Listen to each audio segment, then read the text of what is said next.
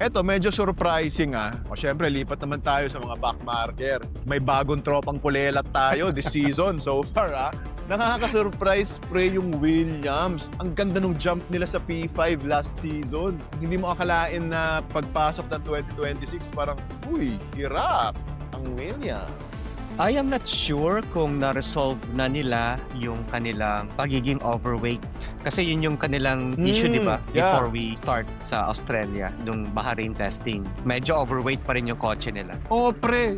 Naalala mo dati nung pinag-uusapan natin, hindi nga sila nakasali dun sa private testing sa Barcelona. Yes, yung shakedown. Yung shakedown, Correct. oo. I think nandun pa rin yun, yung issue na yun. Overweight pa rin yung Williams. Hopefully, dun sa mga chassis engineers nila, ma-figure out talaga kung paano nila mababawasan yung timbang ng kotse. Kasi I think around parang 30 kilograms pa rin yung pagiging overweight nila. Mabigat yun. Hirap nun. Kahit gaano kalakas yung Mercedes engine mo, aatras ka talaga nun. Besides Williams, Aston Martin, until now, hindi pa rin talaga nila ma-resolve yung power unit issues nila. Kasi ang problema daw is parang sa power unit ng Honda, malakas na vibration. And then this vibration causes some form of resonance. Kasi yung resonance na to from the power unit, nakaka-apekto to ng mga connecting components ng makina dun sa chassis. Nagbabibrate yung engine mo kasi lahat naman ng makina nagbabibrate naman talaga yan. Nag-vibrate, yeah.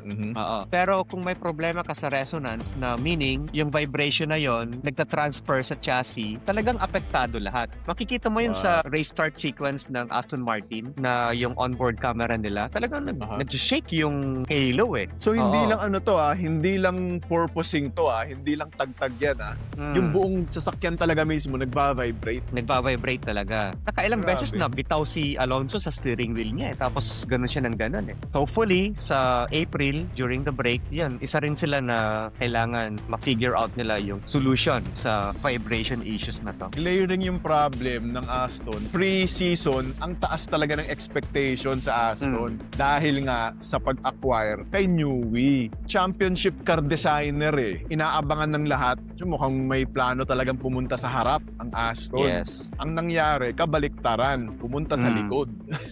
I don't know how true itong nababasa ko na iba. Kasi that time yung Honda, nagsabi na hindi sila magko-continue na magpo-provide ng power unit sa Formula 1. Nung nagkaroon na ng decision yung Red Bull na bibitawan nila yung Honda. That's why after that, yung mga senior engineers ng Honda who are in charge of the power unit for Formula 1, lumipat ng mga teams. Nag-alisan. Nag-alisan. So, nung pumunta yung mga leaders ng Aston Martin sa Honda factory sa Japan, nagulat sila na parang nasaan na yung mga senior engineers nyo? Puro bago to. Oo. So parang, ayoko magsabihin, pero parang na-dupe sila ng Honda. Parang na-scam ng konti.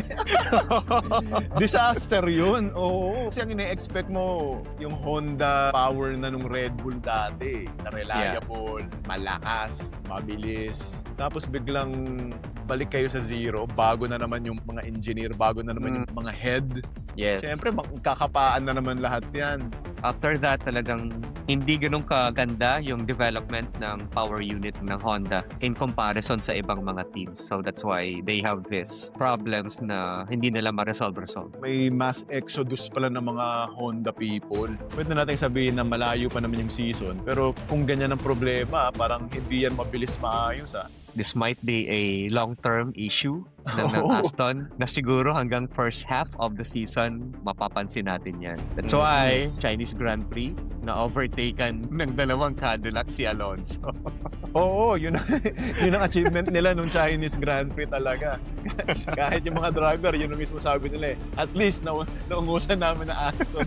May video pa nga na nung nag-overtake si Perez kay Alonso, si Alonso nagbabay. Tanggap na niya. Adios! Adios, amigo! Kala natin, makakapag-retire na si Alonso ng maganda And of course, lastly, sa mga backmarkers, Cadillac, which we are not expecting a lot talaga.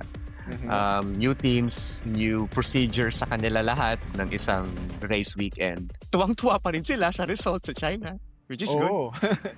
Happy to be there. Diba? Nagyayakapan pa rin yung mga staff, yung mga nasa garahe. Ay, salamat, dalawang kotse, nakatapos. Oo. Di ba? Napakabaguhan yung team. Mas mahaba yung pasensya natin sa mga ganyang teams. Diba?